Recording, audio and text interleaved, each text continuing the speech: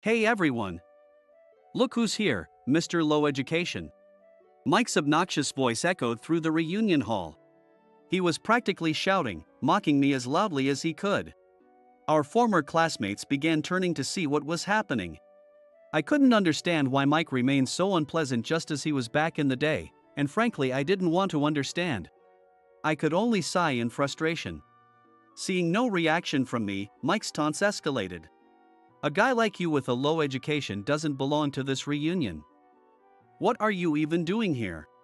Even I couldn't stay silent any longer with his insults to me. It was time to tell Mike the real reason why I attended this reunion. I decided to finally speak up. Suddenly, Mike, who had been so full of himself, started trembling and collapsed to his knees. My name is Thomas, and I'm 33 years old. Currently, I work as an investigator for a small detective agency. I've always admired my father, who worked as a police officer. He was assigned to patrol duty, often engaging with the community and participating in service activities. Therefore, my father was a police officer loved by everyone. My mother supported him, and we lived happily as a family. My father always told me that if I wanted to become a police officer, I had to study hard, so I did. As a result, I was able to pass the entrance exam for a prestigious private middle school. I vowed to work even harder to become a police officer like my father, but then something happened on the day of the entrance ceremony. Since my father was at work, I attended the ceremony with my mother. There were many luxury cars parked in front of the school gate. While I was astonished by the sight, a boy and his mother, likely there for the ceremony as well, got out of one of the cars. The boy looked at me with a smirk. His mother then approached my mother. "Lisa, it's been so long. I didn't know they'd end up at the same middle school. Can you afford such an expensive school?" The boy's mother sounded condescending. My mother, unfazed, replied with a smile, "Yes, it's for my son's dream. We'll manage just fine. I don't want to be at the same school as you. Don't bother me too much." The boy glared at me. His mother told her son while laughing, "Don't worry, you probably won't have to interact with poor people like them." My mother responded to the spiteful pair with, "I look forward to the years ahead." She looked sad, though. The boy's mother snickered and walked away with her son. What unpleasant people. I whispered to my mother, "Do you know those people? They seem really awful." My mother looked at me with a wry smile. "The boy's father is your father's colleague. You've met them before, but you probably don't remember. That boy's name is Mike." I didn't remember Mike at all. What? How can someone who's also a police officer like Dad look down on us like that? As I wasn't able to comprehend, I pressed my mother for an explanation. She looked troubled. "He used to be a much nicer person." And then, she began to tell me about the unpleasant Mike and his family. Mike's father had entered the police academy at the same time as my father and became a police officer. During their training period, they were good friends and often hung out together. But a few years later, my father chose to work at a local police station to engage with the community, while Mike's father chose to become a detective. At first, our families remained close, but gradually we drifted apart.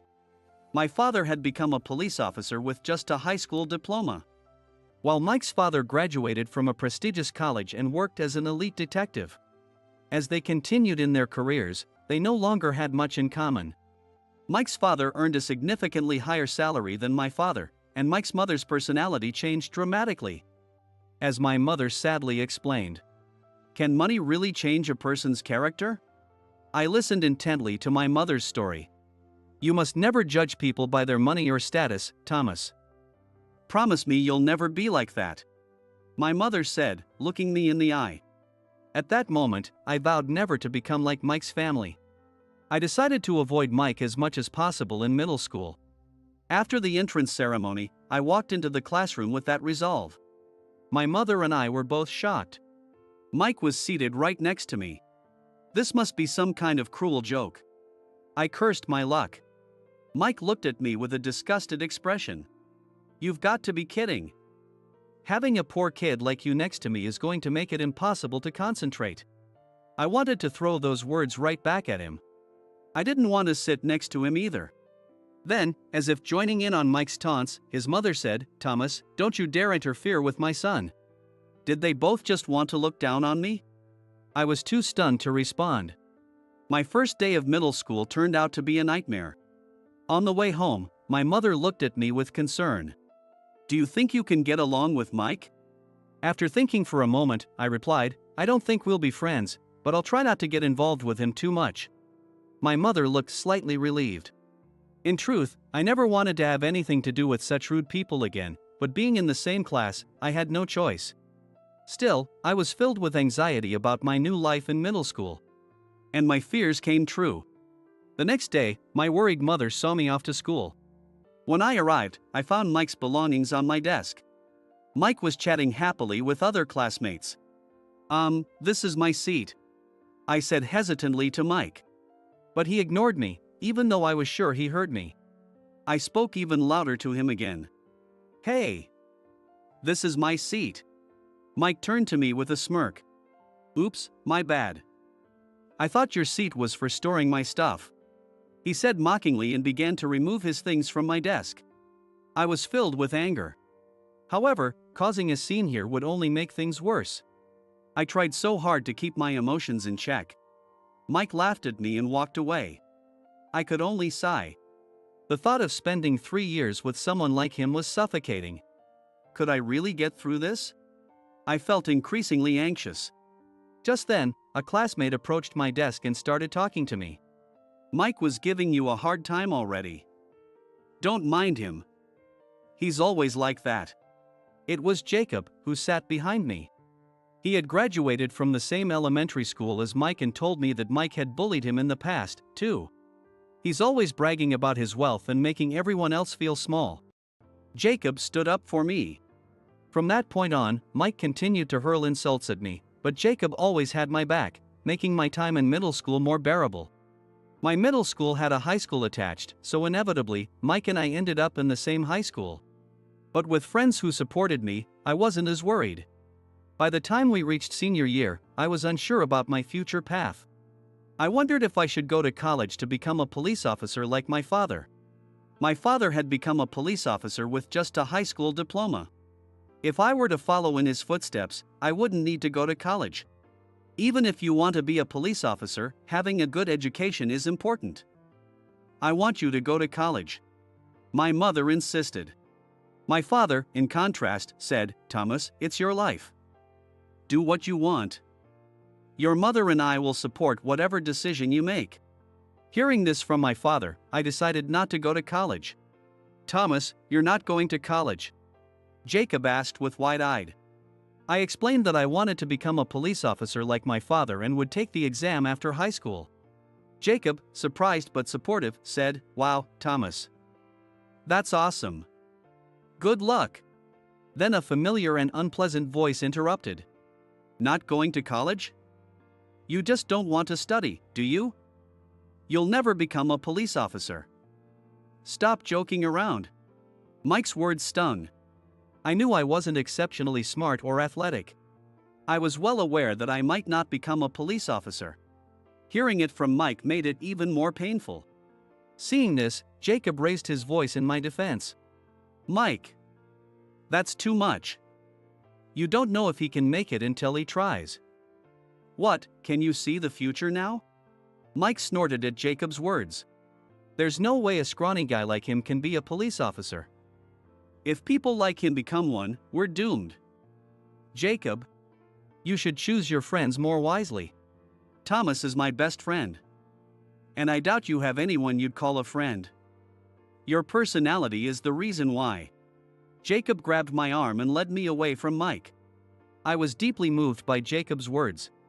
"I consider you my best friend too, Jacob. I'll work hard for the police exam. I'll prove Mike wrong." Jacob smiled and nodded yes. However, my dream quickly crumbled. Despite my efforts, I failed the police exam. I was devastated, and the tears wouldn't stop. Seeing this, my father said gently, "There are many ways to help people besides being a police officer. Failing one exam isn't the end. You're full of potential." My father always knew the right thing to say. I respected him deeply. As expected, Mike belittled me even more when he found out I hadn't passed the police exam. I knew you were useless. I had no retort. On the day of my high school graduation, I left the school as if I were fleeing. I didn't want to hear anything more from Mike. After graduating, I believed I would never have to see the annoying Mike again. I was convinced of that. After graduation, I followed my father's advice and searched for a job where I could help others. That's when I found a small detective agency. Being a detective involves investigating on behalf of clients who are troubled. I thought this could be a way for me to help people. With this in mind, I went for an interview. The person who interviewed me was Mary, the female director of the agency. I passionately explained my reasons for wanting the job, and Mary hired me on the spot.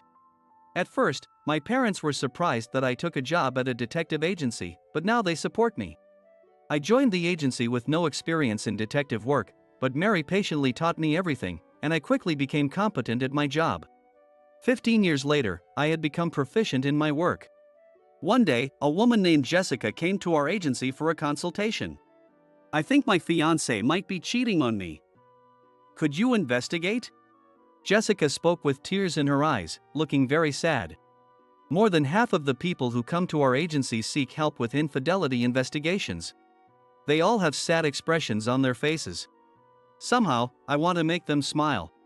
I always conduct my research with that feeling in mind. I understand. I will investigate thoroughly. Hearing my words, Jessica began to cry.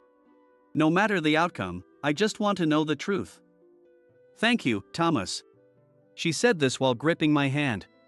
I couldn't stand the thought of someone betraying such a wonderful woman. Determined to resolve this case, I began the investigation. Being a detective is not easy. I gather as much information as possible about the subject, stake out, conduct interviews, and sometimes go undercover depending on the situation. My work hours are irregular, with early mornings and late nights. But I never found it burdensome. The gratitude I received from clients at the end of an investigation made it all worthwhile.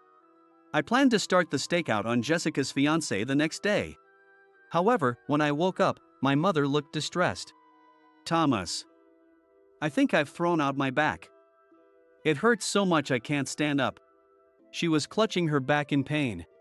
My father works at the police station, so he can't take time off. I contacted Mary and decided to take my mother to the hospital that day.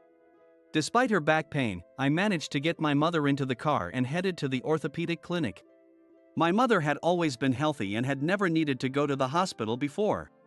Therefore, I visited an orthopedic clinic I found on the internet. The clinic was very clean and well maintained.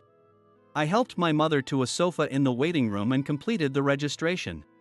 In no time, my mother's name was called, and I accompanied her to the examination room. To my shock, the doctor was none other than Mike. My mother was equally stunned, her eyes wide with surprise.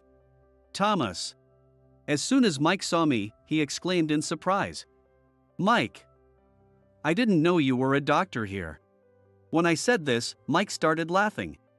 While you were messing around with just a high school diploma, I was studying hard and graduated from medical school. Thanks to my abilities, I became a doctor and even own my own clinic.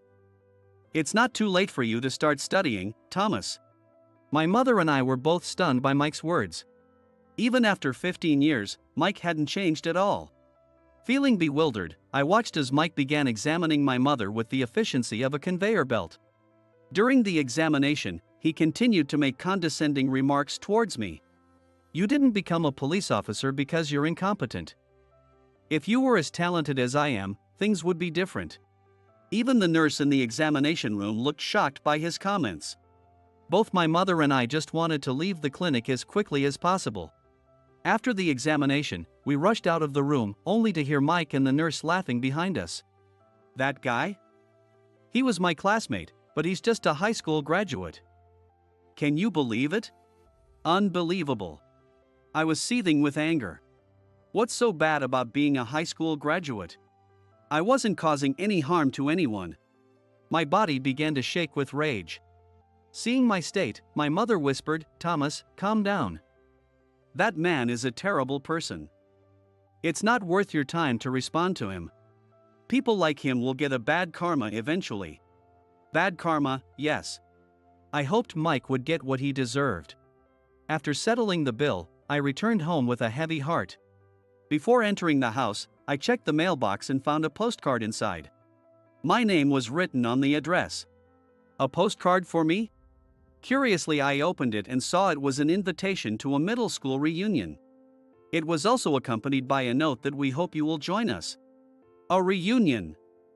I had mixed feelings about it. Mike would likely be there. Who knows what he'd say this time? The memory of Mike's behavior at the clinic flashed through my mind. Just then, my phone rang. Hello? Jacob. It's been a while. What's up? It was a call from Jacob after a long time. Even after graduating high school, I kept in touch with Jacob a few times a year. He sounded excited on the phone. You got the reunion invitation, right? You're coming, right? Hearing his words, I felt conflicted.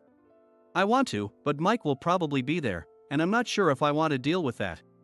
Jacob, however, was adamant about convincing me. Don't let that stop you. The reunion is at that fancy hotel. Let's have some good drinks and reminisce. All right, I'll go. With Jacob's enthusiastic persuasion, I decided to attend the reunion. Even though I had decided, my heart wasn't in it. I really didn't want to see Mike again. Nevertheless, the day of the reunion was approaching fast. I even took the day off work for it. Mary smiled and said, "Enjoy your reunion. Have a great time," but honestly, I wasn't looking forward to it. On the morning of the reunion, I reluctantly started getting ready. My mother, concerned, had bought me a new shirt for the occasion, so I put it on. It was the first time since becoming an adult that my mother had bought me clothes. You look great. Walk into that reunion with confidence. Don't let Mike get to you. She looked me straight in the eye as she said this. Though my mother had always maintained a calm demeanor in front of Mike, every time he said something cruel to me, it broke her heart. Don't worry, Mom. There's no way I'll let Mike beat me. That's right. With my mother seeing me off, I left the house and headed to the fancy hotel where the reunion was being held. When I arrived and entered the restaurant, many of my former classmates were already there. Jacob spotted me and eagerly approached. Hey! Glad you made it.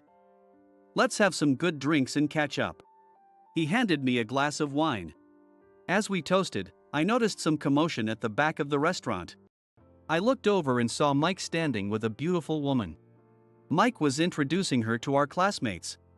This is my fiancée, Rachel. She's the daughter of the director of T Hospital. We're getting married soon. And her father is going to invest a lot of money into my clinic. My clinic is going to expand even more, Mike boasted to our classmates. They looked at him with envy, amazed that he was marrying such a beautiful and wealthy woman. I quickly turned my attention back to Jacob. I thought nothing good would come from being involved with Mike. But Mike soon noticed me and shouted loudly. Hey everyone! Look who decided to show up, Mr. Low Education. The restaurant buzzed with excitement, and all eyes turned to me. I instinctively looked down. Why did I have to be humiliated by Mike at what was supposed to be a fun reunion? As I remained silent, Mike continued to hurl insults. This reunion isn't for someone like you with no education. Why are you even here? Mike approached me arrogantly. I could feel my body trembling with anger. Jacob, noticing this, couldn't stay silent. He shouted angrily. Mike, that's enough. Don't you know there's a line you shouldn't cross? You're 33 years old, for goodness sake. But Mike wasn't fazed by Jacob's words. Instead, he laughed. What I'm saying is the truth. This reunion is for elites. Mike then glared at me.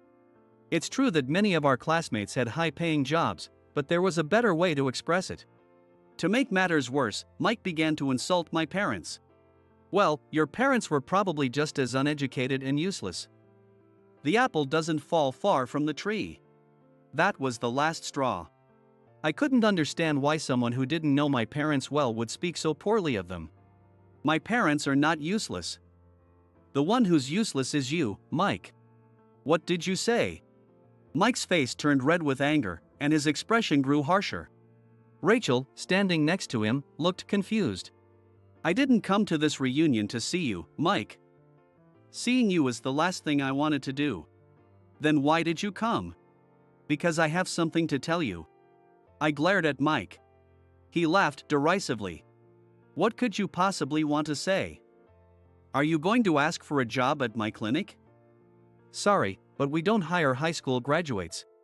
Good grief. Mike is really a clueless guy. Sometimes, people like him need to be confronted with the truth. No, that's not it. I can tell you now, but are you sure you want to hear it?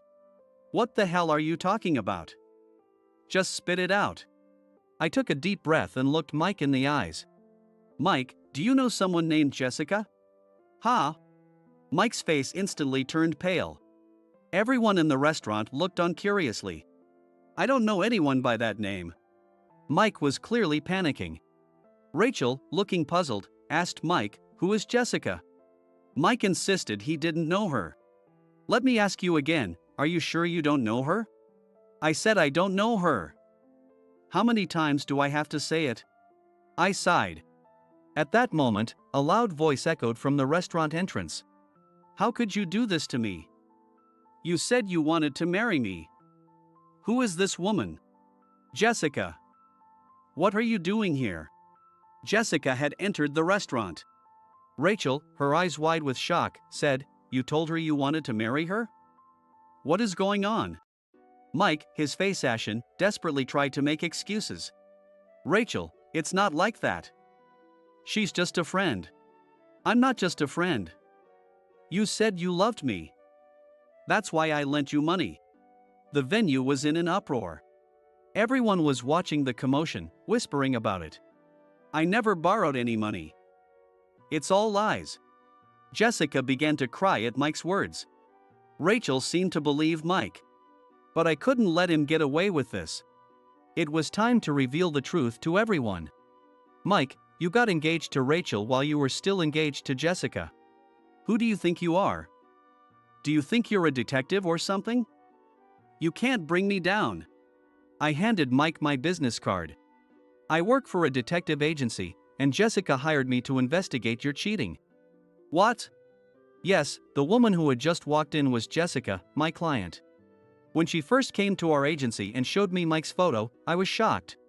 But knowing Mike, it wasn't surprising, so I took on the case.